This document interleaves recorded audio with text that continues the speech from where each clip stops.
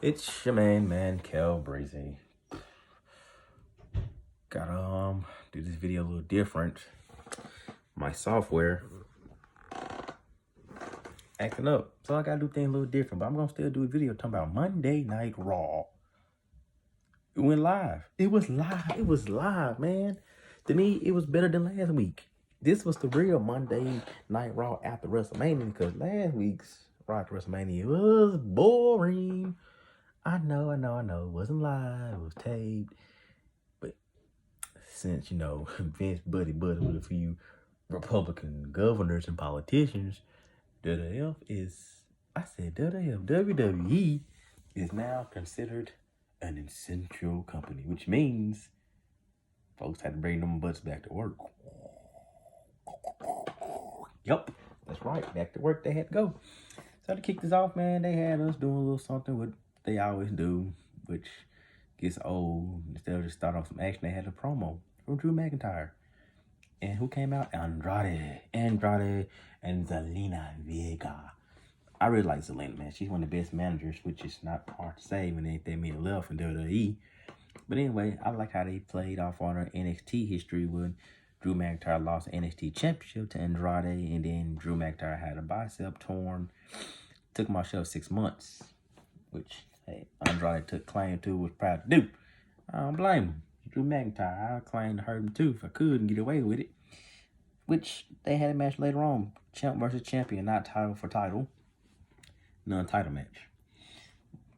I'm gonna stick with Zelina Vega and her new faction she's building with Austin Theory, Andrade, and Angel Garza. I really don't know how Austin Theory really fits in with this kind of Hispanic Latino type faction. I really have seen somebody like Humberto Carrillo turn heel.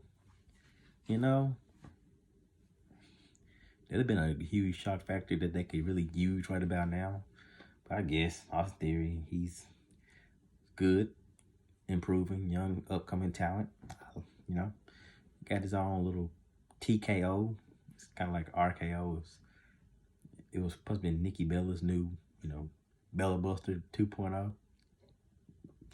But he took on Akira Tozawa and won. Then Garza took on the wrestling Trey Songz and won. And Akira Tozawa and Trey Songz got beat up by the faction after the matches. So yeah.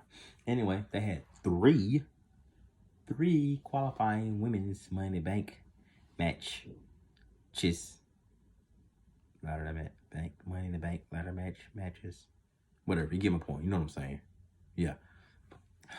Asuka beat up Ruby Riott, had a good back and forth match. I like Shayna Baszler, but I don't like the way they try to make it seem like she's so darn dominant. Then her to lose like she did at WrestleMania to Becky Lynch. But she's tearing through everybody she gets in the ring with. You're sacrificing your women's roster on Raw. I mean, it's cool to see her beat people up and win matches, but don't be having like destroying everybody because say she do win the women's championship. Who you gonna have her face? Nobody gonna be taken serious as a contender. Maybe people like Becky Lynch still and Nia Jax. Come on, guys, let her win, but don't just let her destroy people to the point where, hey, oh yeah, she's untouchable. She's unbeatable. She can hoop anybody's butt.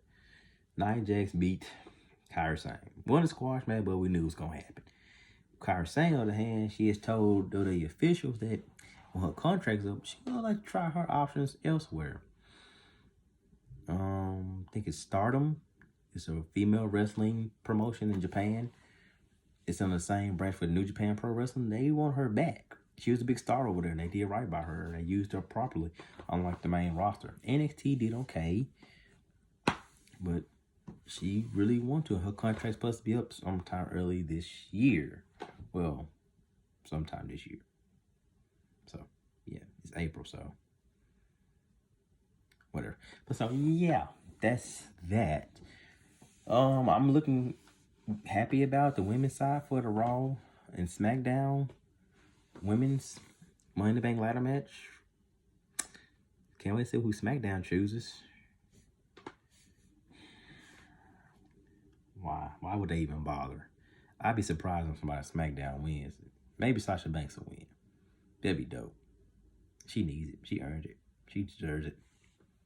Be a good turn twist, Bailey. But then when I'm talking about Raw, Bobby Lashley took on No Way Jose and No Way. I'm sorry, buddy, but everybody don't look good cutting their beard off, dog. Should have really thought about that thing. Oof. Should have kept the beard, bro.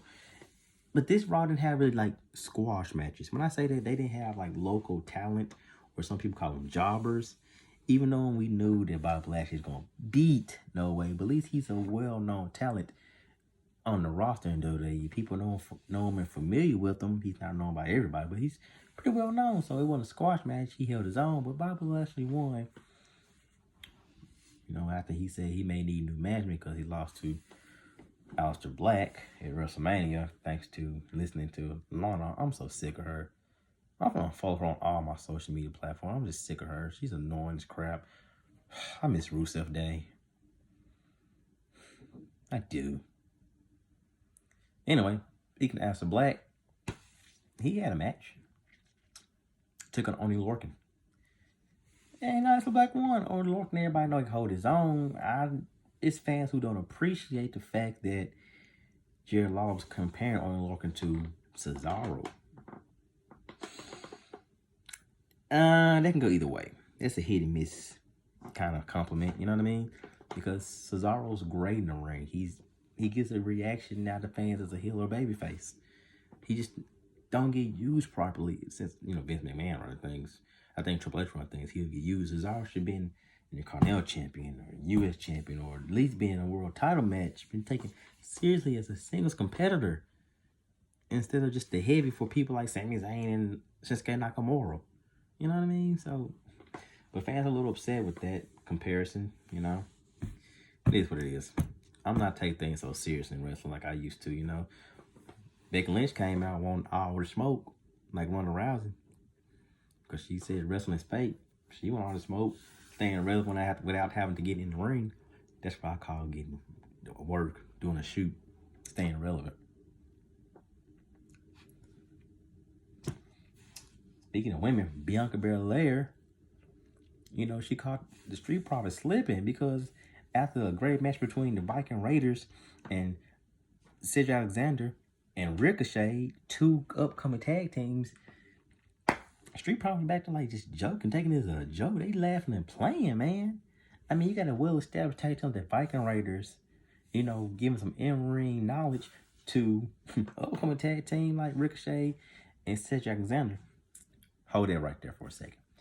I really wish that they would have done more victory matches for Cedric and Ricochet. What I mean is get more wins, like more serious wins against tag teams, serious tag teams.